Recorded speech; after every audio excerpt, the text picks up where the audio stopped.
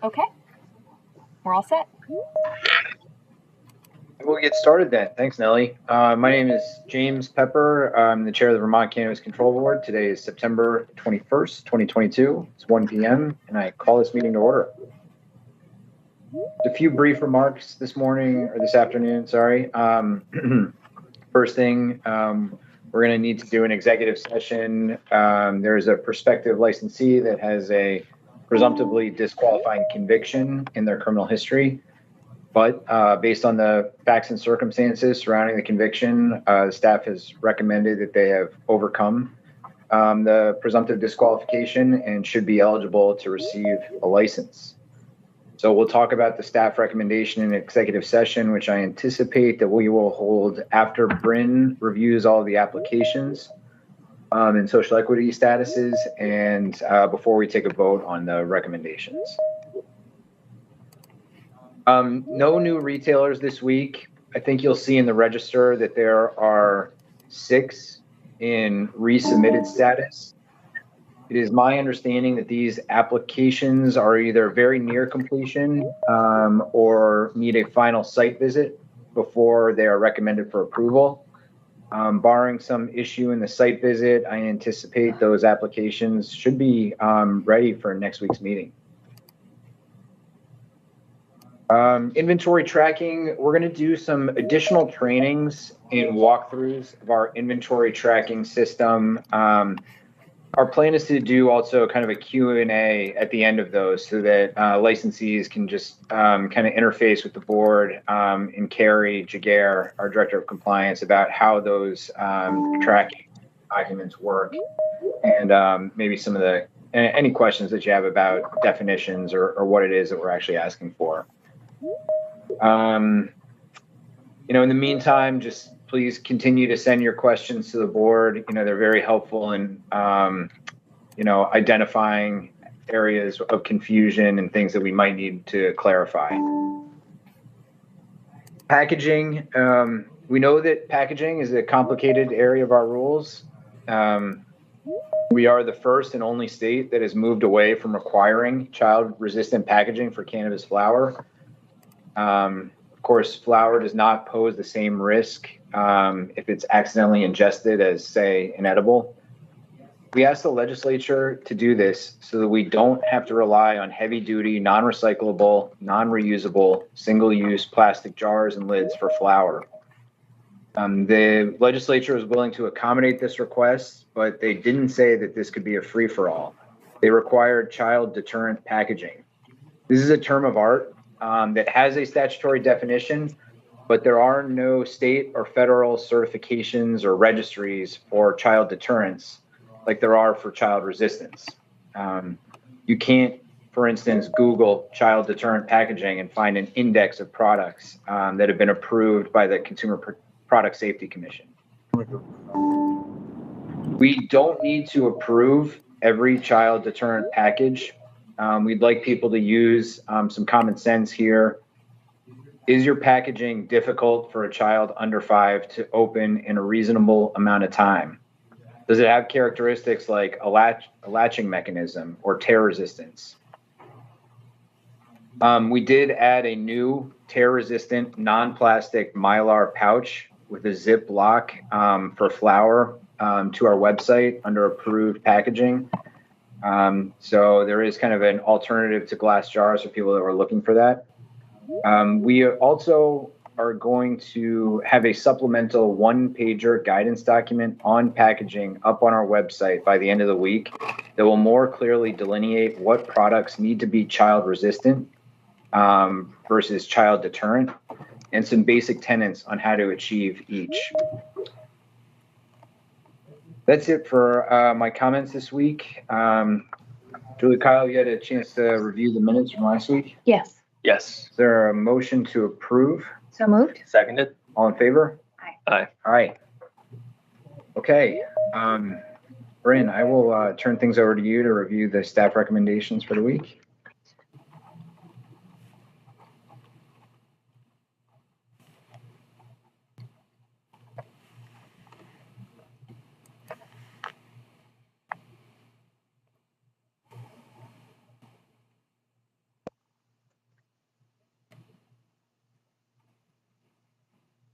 Okay. So here's your register for this week. Starting with the medical cannabis program here, as we always do, with the numbers of our new patient applications and renewal applications that we've received, and patient cards issued, and caregiver applications received, and renewal applications received. So numbers are staying pretty consistent week to week. Medical staff are currently processing applications received on or after August 15th, so we remain 5 or 6 days behind. Still working on getting up to date with our backlog. I'll move on to our adult use license application. These numbers are current as of yesterday. And I highlighted a few, I know this is really kind of a wall of numbers that I present to you each week. Staff is working on a number of reports, like fine-tuning some reports that give a little bit more detailed information. And I think that once we start to meet a little less frequently in the next several months, your board meeting reports will look a little bit different. But in the meantime, I tried to highlight a few areas of interest. The board has before it 7 applications that staff is recommending for licensure. But there are a number of applicants in resubmitted status, as the chair mentioned at the outset. We've got several manufacturers, tier 1, 2, and 3 in resubmitted status, 6 retailers, and 4 wholesalers. And the folks that are in resubmitted status could either be waiting for a final review from our licensing team of the materials that they resubmitted, or they could be waiting for a site visit from our compliance team. But my understanding is that the majority of these applicants are very close to being ready for the board to approve for licensure. So you can see that we've got a number of those important parts of the supply chain getting very close to being ready for licensure. And just highlighted the testing labs that we have licensed to, and we have 2 more in the queue.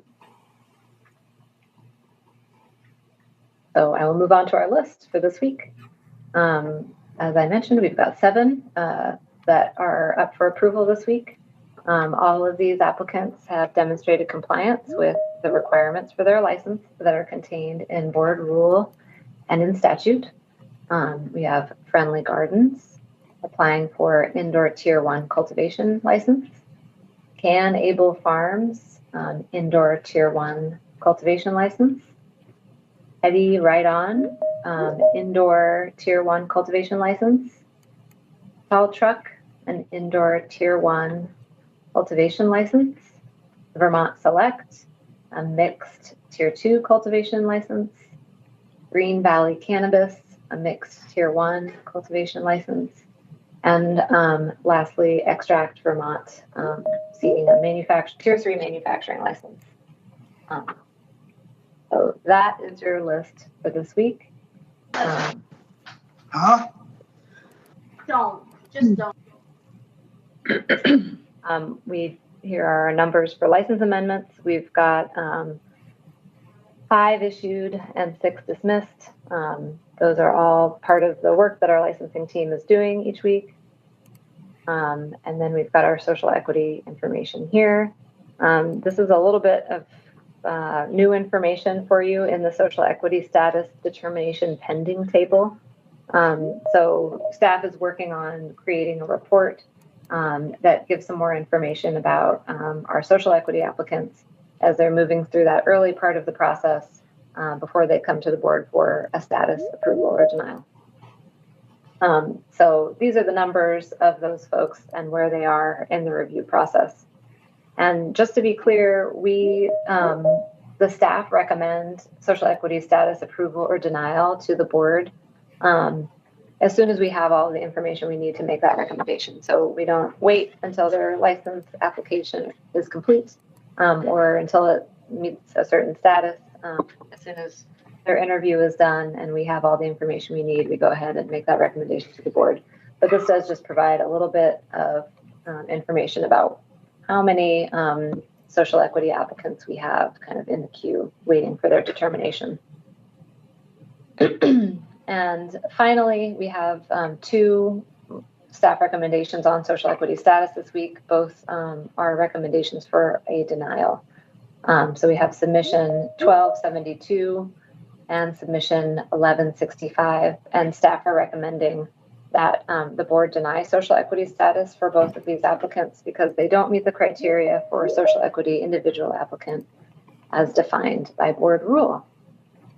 And that's it for this week. As the chair mentioned, we do have an application pending that is from an applicant who has some presumptively disqualifying offenses on their record, and I suggest we go into executive session to discuss that application. All right. Why don't we do that then? Is there a motion to enter into executive session? I move that the CCB go into executive session to consider confidential attorney-client communications made for the purposes of providing professional legal services to the body, and that the executive session is required because premature general public knowledge regarding such communication would clearly place the board at a substantial disadvantage. Are we having guests? I apologize. In our executive session today. Susanna Davis and Jay Green are both invited. So I further move that the board invite Susanna Davis and Jay Green from the Racial Equity Office for the state of Vermont into executive session. I will second. All in favor? Aye. Aye. Okay. Bryn, I've read your memo. I don't anticipate this one taking too long. No, I don't think it will take very long. I would give us about 5 to 10 minutes, I think. Okay. Why don't we come back at 1:20 then? Are you willing to put up our away message? Yep, I was just editing the time. Great. All right.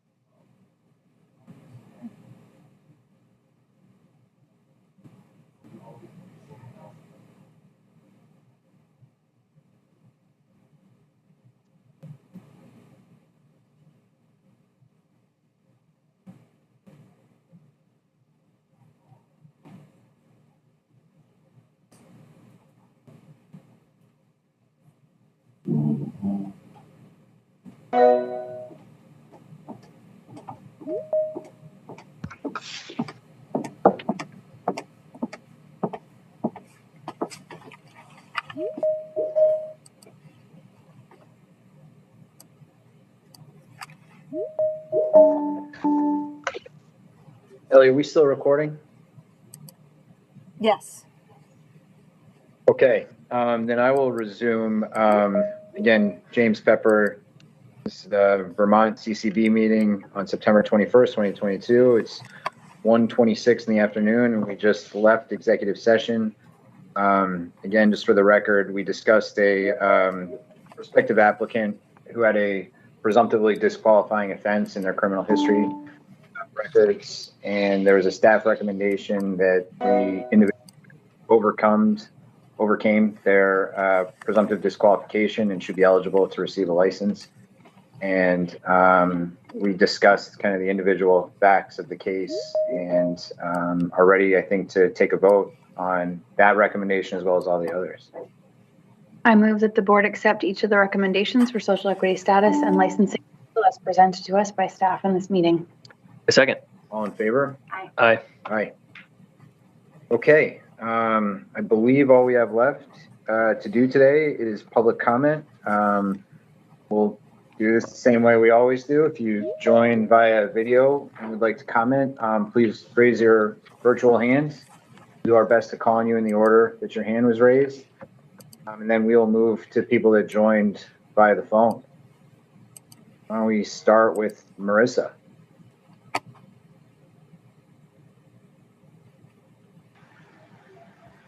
Hi there. Thank you. So my main reason for wanting to comment here was my company is All Education. We are responsible vendor trainers, and I have found that Vermont is not following a lot of the same guidelines in terms of application and process to become what Vermont calls an authorized vendor. To serve the cannabis industry. So that's one concern. We're coming from Massachusetts, and I noticed that there are two other Massachusetts companies that have already been authorized. I feel that the lack of transparency on this issue is a bit concerning. We are, and we also here in Massachusetts, a suggestion for the Vermont Cannabis Control Board is they produced a wonderful guideline document so that we really understand what's needed to bring forth in order to get credentialed and authorized. So yeah, these are just things that I wanted to speak on. I think the process is abstract, and again, that lack of transparency is very concerning.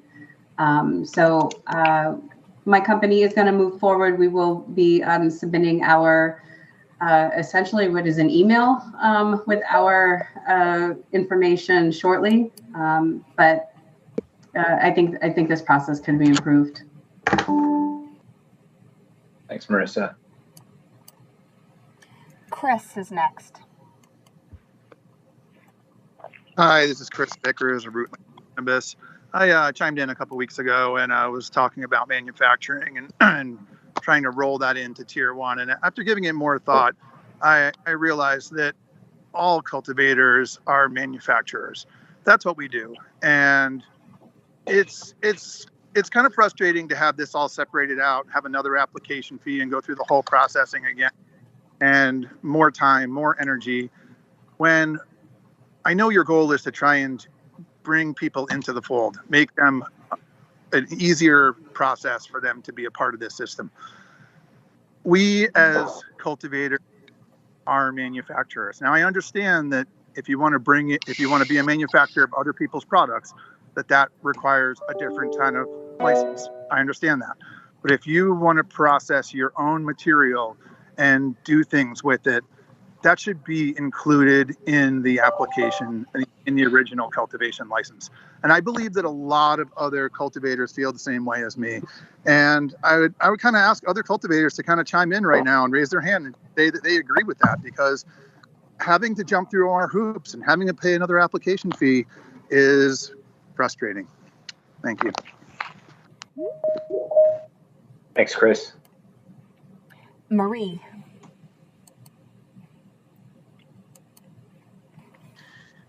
Hi, thank you. Again, I just want to make a comment about something. I don't know if it can be revisited.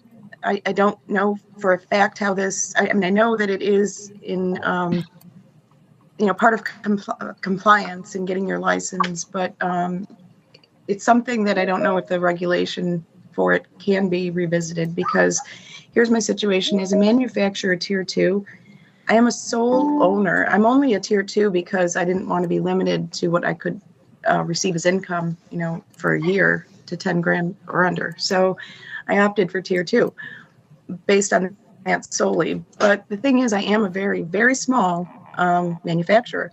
I'm a sole owner and sole employee. So with that, I will be responsible for every part of the process of manufacturing for my business until it, and hopefully if I grow, which is my goal. But in the meantime, it's really a hardship for me to be basically scrounging from the dirt to create something here, which I'm sure a lot of people are. But I'm not blessed with, I mean, I've cleared out my 401 and I've done everything I can to try and make this move forward. But the thing that I'm most concerned about is the fact that I have to have $2,500 for cessation of operations and for in escrow. And that money for a small, not I say small person, but a small operation is money that could go toward my license or toward materials, packaging, advertisement, not advertisement, but like, anything. And there's all kinds of things I could do with that. 2,500, especially starting out so small. I'm hoping and wondering if there's any possibility that could be looked at again, just because if you look at the process as a manufacturer, I won't be dealing with customers, and I don't have, they don't have a need for me, so to speak, to be in business. I don't have employees that are counting on me. So why the cessation of operations escrow for me? If I cease to exist, then it's it falls on me and nobody else is affected directly. So I guess that's my comment. I'm hoping that could be reconsidered. Thank you. Thanks, Marie. Alice.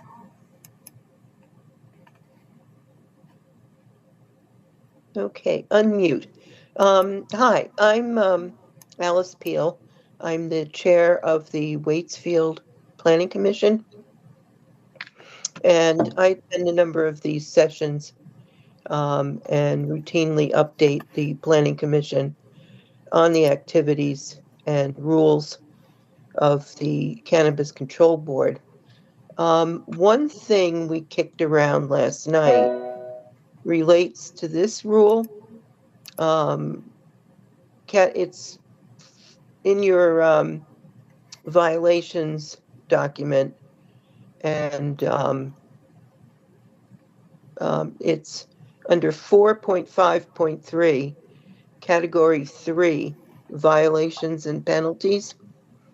And we started looking at allowing consumption by any person of alcohol, cannabis, or other intoxicants on the premises of the cannabis establishment or dispensary, or in areas adjacent to the premises of the cannabis establishment or dispensary that are under the licensee's control, except as authorized by the board. And the scenario we have, or we discussed, is that potentially we have a cannabis retailer coming in to one of the vacant shops in one of our small shopping areas. It would be located right in the middle of a row of stores. So the scenario we were looking at is someone comes out of this shop in a shopping area with other stores, a parking lot with a significant number of cars. They come out.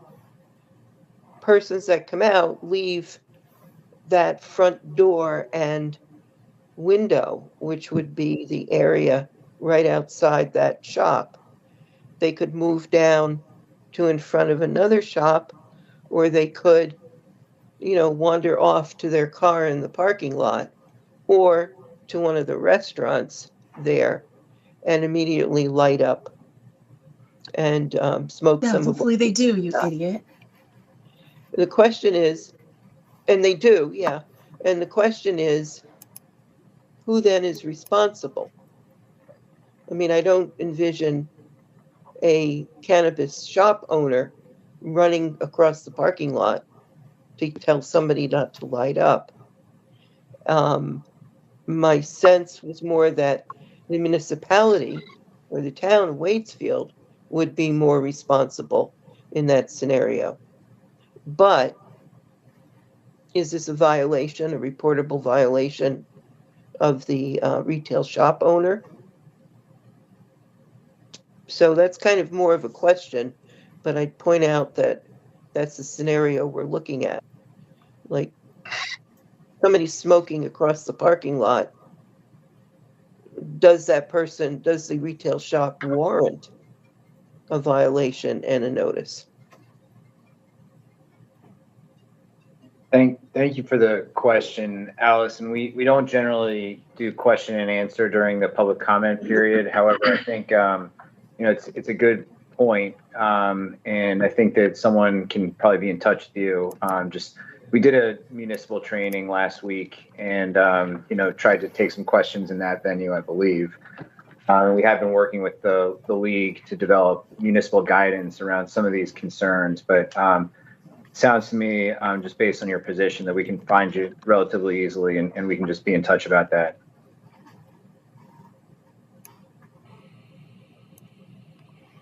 Jeffrey.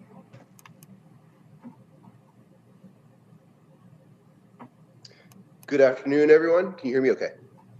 Yep. Excellent. Thank you, board, for all that you are doing. We understand you are spinning many plates still, so thank you for all of the due diligence and work that you've been doing up to today. Congratulations to the applicants that were approved today. I have two quick points that I wanted to raise. By the way, Jeffrey Pizzatello, Executive Director and co-founder of the Vermont Growers Association. We are the state's trade association for our cannabis professionals. Two quick points, but I wanted to actually, if I can, take a moment to address Chris Vickers, if you are listening. Heard about the manufacturing allowance for the Tier 1 cultivator. It is something that we have been proposing for nearly 2 years now. I urge you to reach out to us and others as well that are interested in this subject matter. We have developed extensive market structure that includes these sorts of allowances. So I just want to take a moment to say that, and thank you, those cultivators, for raising that important issue.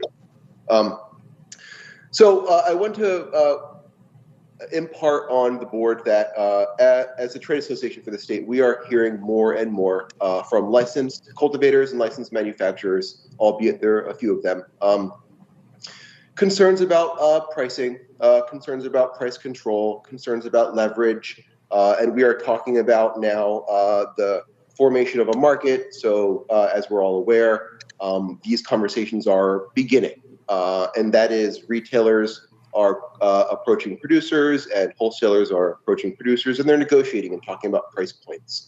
I mention this because, and I am aware that the board is also aware of these issues. We've expressed this in the past.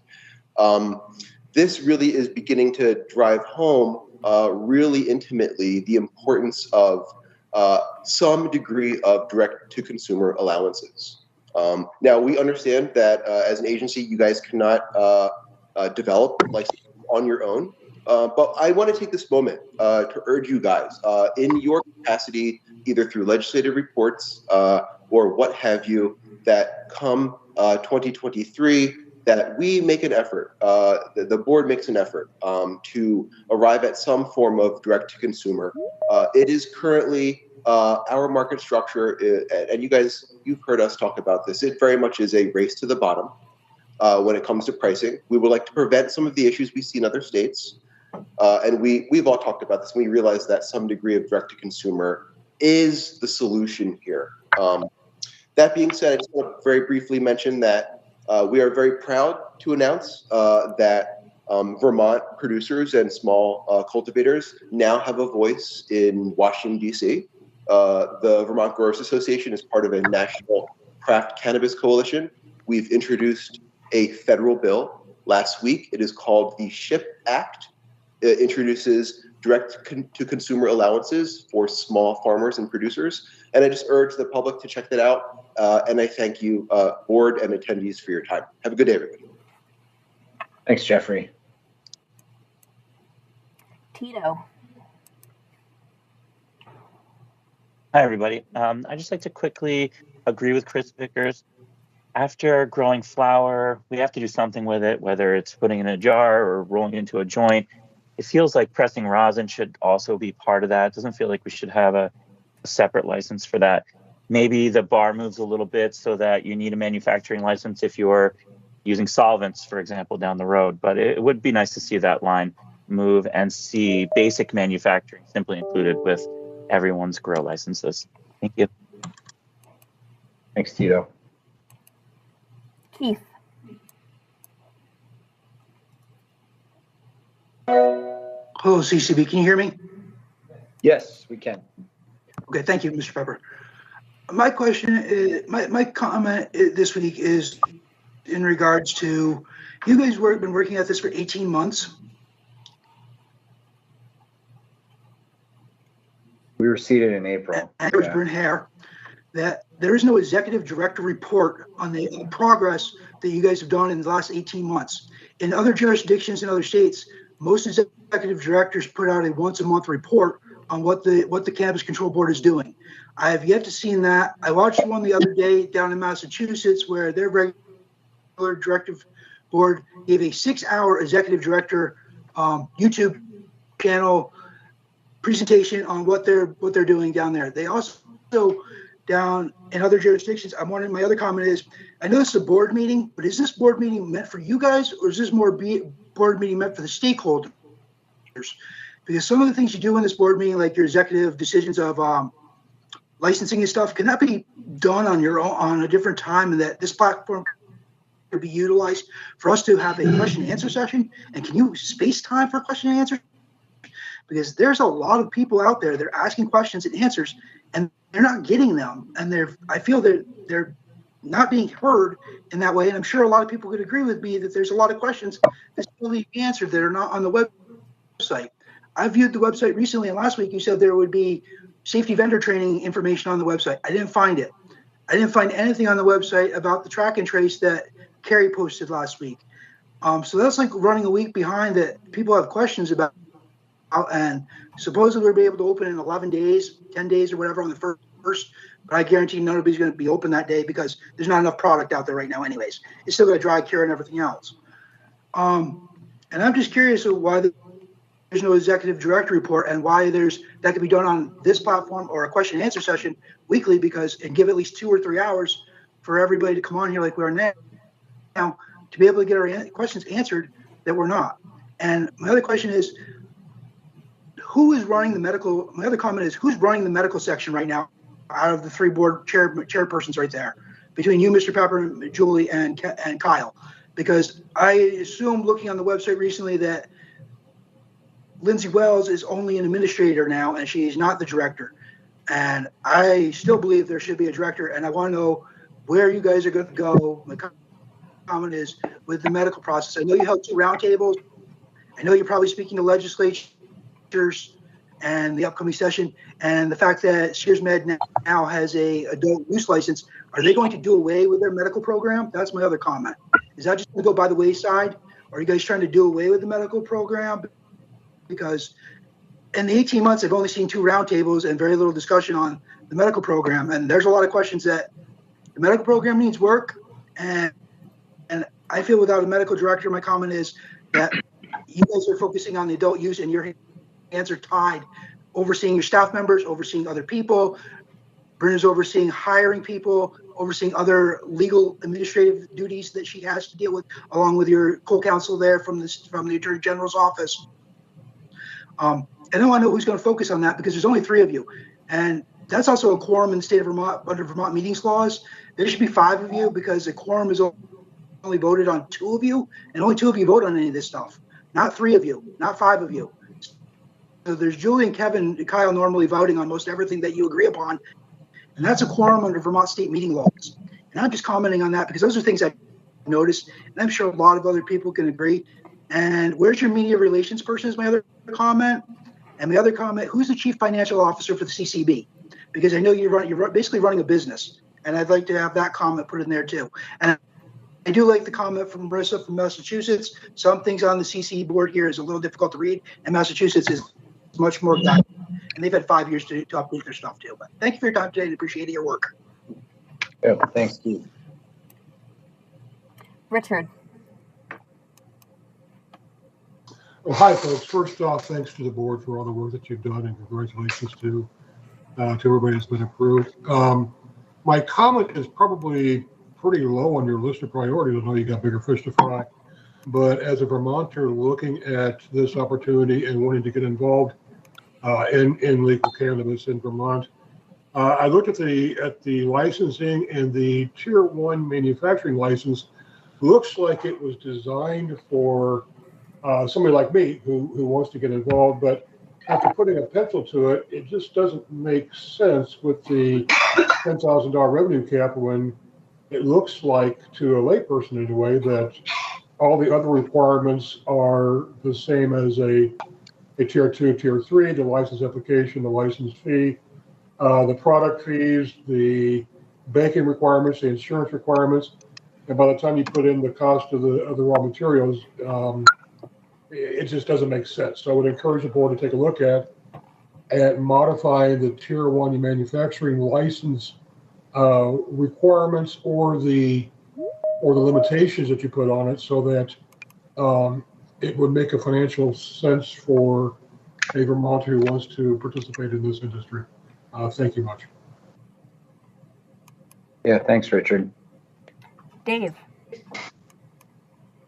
Hey guys, thank you for the work today, and especially for approving an at-scale manufacturer. That's very important from our launch. Appreciate it. I want to just ring the alarm bell on testing. I found out yesterday from BIA, which I understand is the only testing lab that is able to do pesticides and pathogens testing, that their machine is down and they're not able to do them right now. And they hope that they'll be able to start doing them next week. I don't need to show you the calendar. I think we're all well aware that that is really cutting things extremely close. And I'm not aware of much, if any, product that has already passed all of that required training. So a couple of thoughts there. One is your rules have a waiver for pesticides testing for folks who are approved pesticide free by independent third parties, but you've yet to designate any third parties as approved to provide that certification. I think that at this point in the calendar might be a rather urgent priority.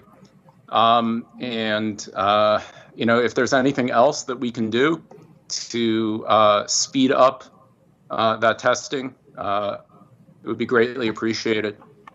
We are taking inventory at Flora. We have a nice variety of inventory in and coming in. Do a quick plug. If anyone has packaged eighths and quarters, we'll love to talk with you.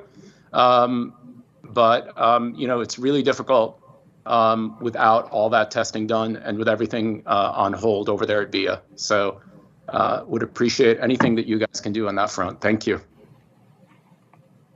Thanks, Dave. LB Farm.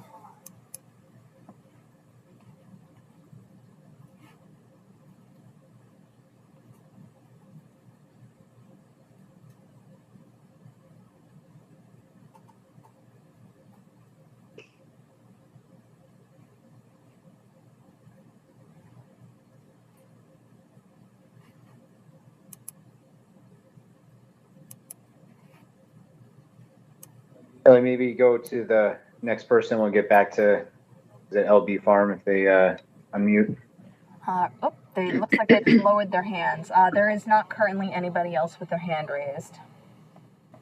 All right. Well, if you would like to make a public comment, you joined via the video, raise your virtual hands, and we'll also open it up to people that joined via the phone. You can hit *6 to unmute yourself if you joined via the phone. Matt just raised his hand.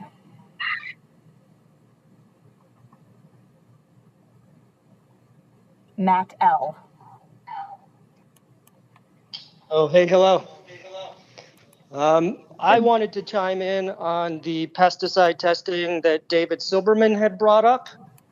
As a third-party certifier through Clean Green, your rules explicitly state that a third party that tests for pesticides, and if someone follows and fulfills those obligations under that certification, they are not required to test for pesticides.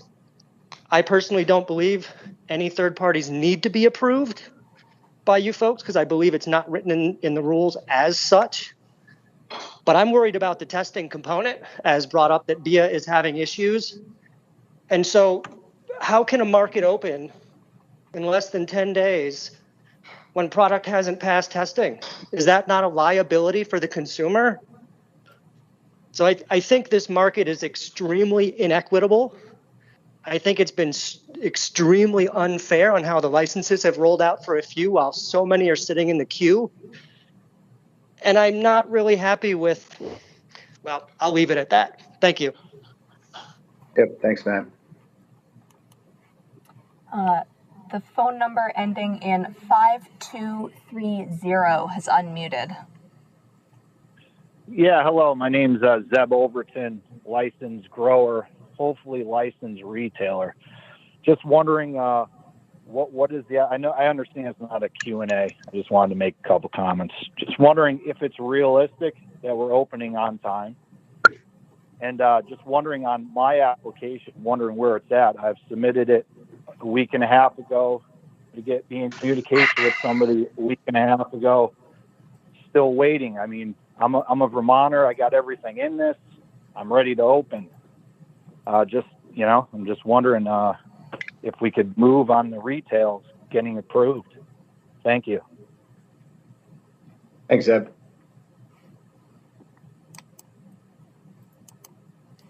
Lewis.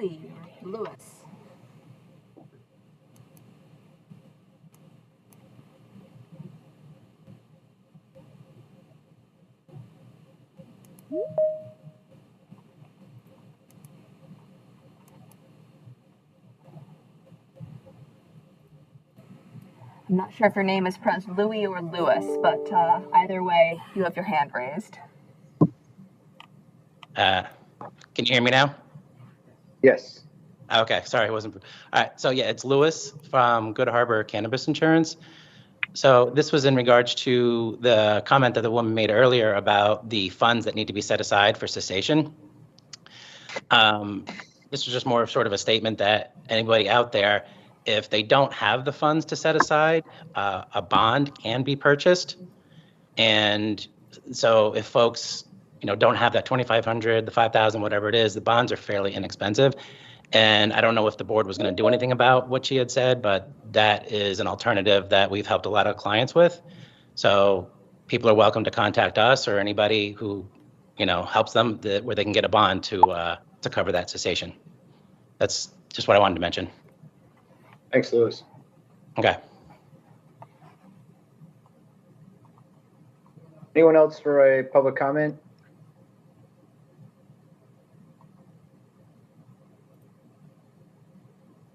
All right, I will close the public comment window then.